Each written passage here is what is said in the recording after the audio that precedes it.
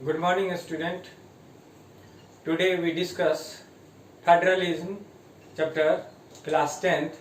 Our topic is what makes India a federal country.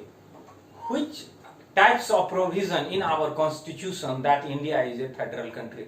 You can say India is a federal country. But in our constitution there is no discuss about federalism.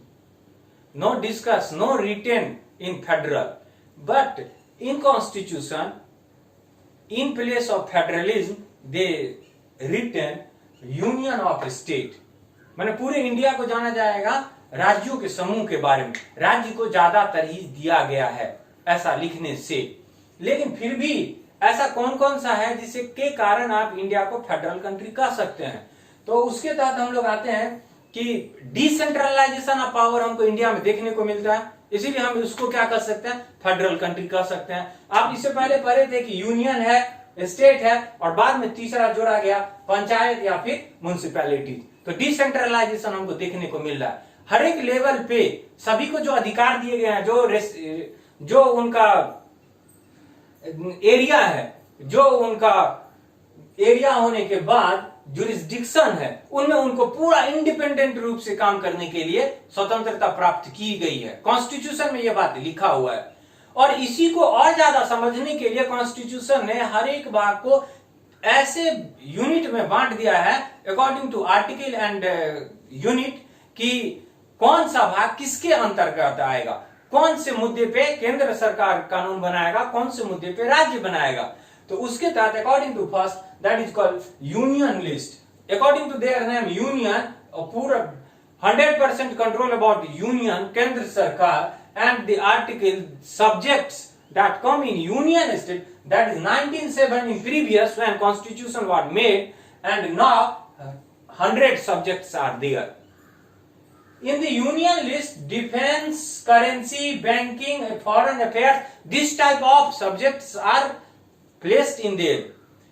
Why placed in them? For overall in all country, in whole world, एक रूपता लाने का कोशिश किया गया है। जो हमारा currency है वो बिहार में भी वही करेंसी है जो नागालैंड में है, जो जम्मू कश्मीर में है। और डिफेंस, पूरा देश की सुरक्षा का जब सवाल आएगा तो इस तरह का मुद्दा जो है वो केंद्र अपने पास रखे हुए हैं। बैंकिंग का सिस्टम देखिए, हर जगह जो बैंक का रूल है वो करीब करीब हर राज्य में एक समान है। तो इस तरह के ये मुद्दे जो है वो यूनियन लिस्ट में। उसके बाद आता है स्टेट लिस्ट।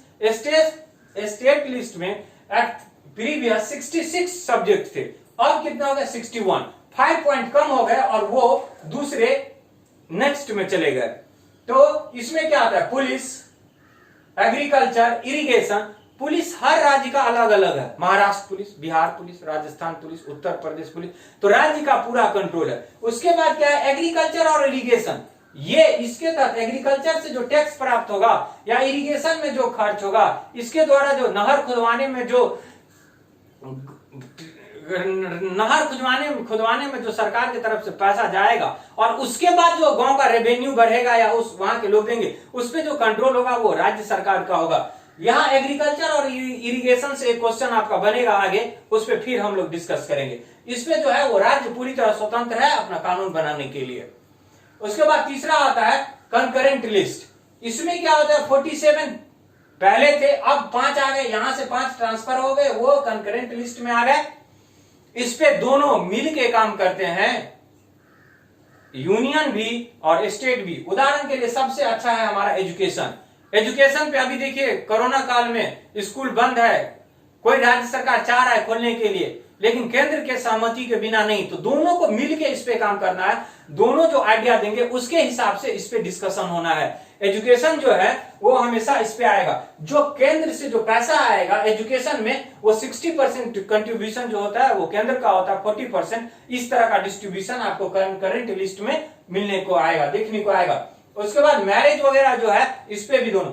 एडॉप्टेशन आपने देखा होगा, मुजफ्फरपुर बालिका कांड, इस तरह का जो बालिका गृह या अनाथालय, वृद्धा आश्रम, इस तरह का जो काम होता है उस पे दोनों मिलके काम करते हैं। वो पैसा प्रोवाइड करता है, ये जमीन देते हैं, इस तरह का काम जो है दोनों मिल करके काम करते हैं। और इसके तहत इसके बाद बहुत सारे ऐसे मुद्दे भी बच जाते हैं जो न तो यूनियन में आते हैं, न स्टेट में आते हैं, न कंकरेंट में आते हैं। तो वो मुद्दे जो हो गए वो रेसिड्यूरी लिस्ट में आते हैं। रेसिड्यूरी का मतलब ही होता है जैसे चाय बनाने के बाद जो चाय छन्नी में मान लीजिए टी बच जाता है, अवशेष बचा हुआ भाग, दैट इज कॉल्ड रेसिड्यूरी। वो आता है कॉन्स्टिट्यूशन। 9th क्लास में आपने पढ़ा था कि हमारे कॉन्स्टिट्यूशन बनाने वाले लोग या जो कॉन्स्टिट्यूशन असेंबली थे उसके लोग इतने ज्यादा विद्वान और इस तरह आगे सोच रखने वाले थे, वो जानते थे कि भारत आज से 10 साल 20 साल 50 साल बाद भारत बहुत ही डेवलप्ड और कंट्री बनेगा। तो ऐसा कॉन्स्टिट्यूशन में प्रावधान था कि आसानी से उसे कोई दिक्कत नहीं हो आने वाले समय में। सोचिए कॉन्स्टिट्यूशन के बाद हमारा आईटी आया, राजीव गांधी के समय में आईटी का जो संचार क्रांति राजीव गांधी को श्रेय जाता है, आईटी इंडस्ट्री लाने का। तो इस पे क्या है, ये जो बचे हुए टॉपिक आ जाते हैं, जैसे अभी कोरोना आया है, अब इस पे